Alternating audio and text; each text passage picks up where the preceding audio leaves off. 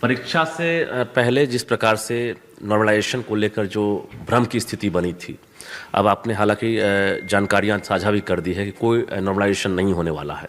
एक बार हम फिर चाहेंगे कि न्यूज़ 18 के जरिए जो ही परीक्षार्थी जो अभी शामिल होंगे उनसे क्या कहना चाहेंगे? बहुत क्लियर एक दिन से ही था। आयोग ने एडवर्टाइजमेंट में कभी भी नॉर्मलाइजेशन के बारे में कोई जिक्र नहीं किया था। उसके बाद 2.5 महीने के दौरान भी आयोग ने अपने आधिकारिक वेबसाइट पर या कोई प्रेस रिलीज दे के ये नहीं बताया था कि आयोग ये एग्जामिनेशन का रिजल्ट नॉर्मलाइजेशन के माध्यम से देगा। दुर्भाग्य से कुछ स्वार्थी तत्वों ने, कुछ एंटी सोशल एलिमेंट ने नॉर्मलाइजेशन के बारे में मीडिया के माध्यम से रूमर फैलाया, भ्रांतिपूर्ण खबरें फैलाई, मिस इन्फॉर्मेशन कैंपेन किया, जिसके कारण कुछ छात्रों को इस संबंध में गलत इन्फॉर्मेशन प्राप्त हुई है जी। और उसी के लिए लोगों ने यहाँ पर आके आंदोलन किया था। मल्टीपेपर रहेंगे, मतलब सेट और बढ़ भी सकता है, घट भी सकता है, ऐसा तो नहीं? प्रीलिम की जहाँ तक एग्जाम है, आयोग ने अपने एडवर्टाइजमेंट ये स्पष्ट कर दिया है कि नंबर ऑफ कैंडिडेट बढ़ने की आशा में आयोग शायद इसको एक से अधिक दिनों में ये एग्जाम करा सकेगा। साथ ही साथ एक से अधिक प्रश्न पत्र का भी प्रयोग किया जाएगा। अगर पूरे राज्य में उतने आवासन की व्यवस्था नहीं है तो वैसी स्थिति में हमको 1 दिन या 2 दिन या 3 दिन एग्जाम करना पड़ सकता है। 6-7 लाख संख्या हो जाएगी। नंबर ऑफ अपीयरिंग कैंडिडेट अगर ज्यादा होगा तो वैसी तुलना में आयोग को 2 दिन एग्जाम लेनी पड़ सकती है। और देखिए TR sir, multiple question set की आप बात कर रहे हैं जिसमें अलग अलग क्वेश्चन भी हो सकता है, एक से अधिक दिन में परीक्षा भी हो सकती है, नॉर्मलाइजेशन सर है। छात्र सर बड़ा नाराज होते हैं बीपीएससी में नॉर्मलाइजेशन को लेकर, क्या कहेंगे सर इस प्रक्रिया को लेकर? तो देखिए, नॉर्मलाइजेशन की प्रक्रिया बहुत जगह वेल एक्सेप्टेड प्रक्रिया है, बहुत साइंटिफिक है और उसके करने की फॉर्मूला जो है वो प्रूवन फॉर्मूला है। इसमें माननीय उच्च न्यायालय, सर्वोच्च न्यायालय तक इसकी ये व्यवस्था को स्वीकृति दी गई है। देश की जो बड़ी बड़ी परीक्षा एजेंसियां हैं वो सभी नॉर्मलाइजेशन प्रक्रिया से आपके स्कोर को नॉर्मलाइज करती है और रिजल्ट देती है। किसी को कोई अन्याय नहीं होता है उसमें। यहाँ तक कि देश की जो नामी IIT और बाकी सब टेक्नोलॉजिकल इंस्टीट्यूशन है उसकी प्रवेश परीक्षाओं में भी नॉर्मलाइजेशन की प्रक्रिया अपनाई जाती है और उसमें भी किसी को अन्याय नहीं होता है। अगर हम एक से अधिक शिफ्ट में इस एग्जाम को लेते हैं और अगर हमको नॉर्मलाइज करना पड़ता है तो हम जो नॉर्मलाइजेशन के स्टैंडर्ड प्रूवन फॉर्मूला है उसके हिसाब से नॉर्मलाइज करेंगे और वैसी स्थिति में किसी भी स्टूडेंट को किसी तरह का कोई अन्याय या किसी स्टूडेंट को किसी तरह की कोई फेवर नहीं होगी। क्योंकि उस मीटिंग के बाद इतनी अफवाह फैल गई जिसके बाद 6 दिसंबर को लोग प्रोटेस्ट करते हैं, लाठीचार्ज भी होती है, कुछ गंभीर रूप से बच्चे घायल भी हैं, कुछ हॉस्पिटलाइज्ड भी हैं। उस मीटिंग में ऐसा क्या हुआ था, उसका उद्देश्य क्या था सर? देखिए, इस बार की जो वैकेंसी आई थी 70वीं बीपीएससी का, उसकी संख्या 2000 से थोड़ी अधिक थी। तो ऐसी संभावना व्यक्त की जा रही थी कि इसमें नंबर ऑफ स्टूडेंट या नंबर ऑफ एप्लीकेंट बहुत ज़्यादा हो सकते हैं।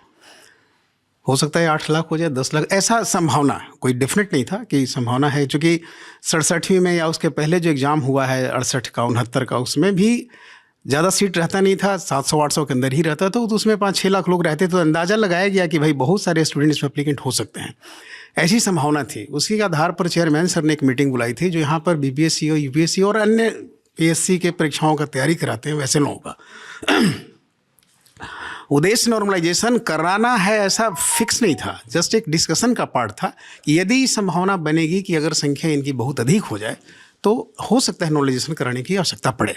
एक डिस्कशन था, अनौपचारिक बातचीत थी, कोई निर्णय नहीं लिया गया था। सर उसके बाद मतलब उसमें जिक्र हुआ था कि नॉर्मलाइजेशन हो सकता है? बिल्कुल बिल्कुल बिल्कुल, इस तरह का और भी विषय में और भी बातें थी, बट ये भी एक पार्ट था। लेकिन उसमें ऐसा कोई निर्णय नहीं हुआ था कि नॉर्मलाइजेशन करने जा रहे हैं। एक कंडीशनल था कि यदि संख्या बहुत ज़्यादा होगी तो विचार किया जा सकता है। सर हर साल की भांति 3 चरणों में है। एक जैसे प्रीलिम होती है, स्क्रीनिंग टेस्ट है, वो मल्टी चॉइस क्वेश्चन रहते हैं। उसमें वैकेंसी की तुलना में 10 गुना लोगों को इसके लिए पास किया जाएगा जो मेंस एग्जाम में अपीयर होंगे। मेंस एग्जाम इसकी सब्जेक्टिव होती है और वो हम लोग फरवरी मार्च या उसकी तिथि के आसपास ले पाएंगे। और वैकेंसी से 2.5 गुना लोगों को मेंस के एग्जाम में उत्तीर्ण किया जाएगा, जिनका अंतिम रूप से साक्षात्कार दिया जाएगा और तब जाके फाइनल रिजल्ट डिक्लेयर होगा। तो ये लास्ट ईयर के जैसे है, बस यही सेम चरण में इस एग्जाम को भी लिया जाएगा। इस एग्जाम के साथ 2 इम्पोर्टेंट चीजें हैं जो ध्यान में रखने की है। नंबर ऑफ वैकेंसी बढ़ सकती है, कैटेगरी वाइज भी, टोटल भी और विभाग वाइज भी। कोई विभाग की वैकेंसी घट सकती है, बढ़ सकती है, कोई विभाग की जुड़ भी सकती है। तो ये अभी जो आना बाकी है वो शायद हम लोग जोड़ पाएंगे। और तीसरा था ये रिजल्ट जो होगा इस एग्जाम का, वो रिजल्ट जो माननीय सर्वोच्च न्यायालय में केस विचाराधीन है आरक्षण से संबंधित, वो केस के अंतिम फलाफल पर निर्भर करेगा। क्योंकि ये एग्जाम में अभी 50% रिजर्वेशन के आधार पर नंबर ऑफ वैकेंसी का अनुमान किया गया है। अगर वही अंतिम निर्णय रहता है तो ये वैकेंसी करीब करीब सेम रहेगी। अगर वो निर्णय में चेंज होता है तो तदनुसार, निर्णय के अनुसार इसकी नंबर ऑफ वैकेंसी भी चेंज होगी। आगे मैं अनुरोध करूंगा कुंदन जी से कि विस्तृत टिप्पणी इसकी है तो दे दे जिसका। सर ये 70 का सर आपने कहा था कि 2 पेज में भी हो सकता है, तो फिर सर रिजल्ट को सर इक्वल करने के लिए सर क्या नॉर्मलाइजेशन या तो हाँ, नॉर्मलाइजेशन का प्रोसेस है, वेल एस्टैब्लिश प्रोसेस है और हाईएस्ट लेवल पर हाईएस्ट कोर्ट में उसको बहुत जगह भारत सरकार भी बहुत सारा ऑर्गेनाइजेशन मल्टी डेट पर लेते ही है।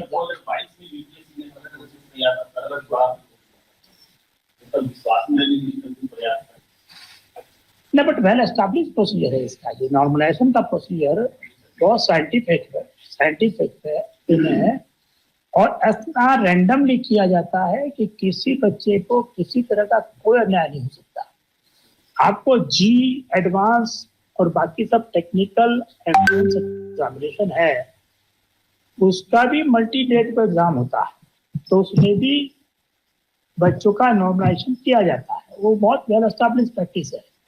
तो वैसे में मुझे नहीं लगता कि जो बच्चे इस सिस्टम को समझते हैं वो कभी भी इसका विरोध करेंगे, क्योंकि उनको पता है। मैं तो इसलिए बोल रहा हूँ कि हो सकता है इस बार रिकॉर्ड नंबर ऑफ वैकेंसी है, इतनी वैकेंसी कभी हुई नहीं है संयुक्त एग्जाम में। तो अगर नंबर ऑफ कैंडिडेट अपीयरिंग ज्यादा हो जाए, मान लीजिए नॉर्मल 5 लाख 6 लाख हो तो इस बार 8-10 लाख हो जाए, तो उतनी हमारे पास कैपेसिटी होनी चाहिए एग्जाम लेने की एक दिन में। अगर नहीं होगी तो हमको मल्टी शिफ्ट या मल्टी डेट करना पड़ेगा। हमको लगता है नंबर ऑफ वैकेंसी देखते हुए बड़े दिन से लोग तो इंतजार भी कर रहे थे, तो हमारे वहाँ नंबर ऑफ कैंडिडेट जरूर पिछले सालों के रिकॉर्ड्स तो आगे बढ़ ही जाएगा। नंबर ऑफ वैकेंसी रिकॉर्ड है तो बाहर से अपीयर होने वाले बच्चों की संख्या भी बहुत ज्यादा होगी।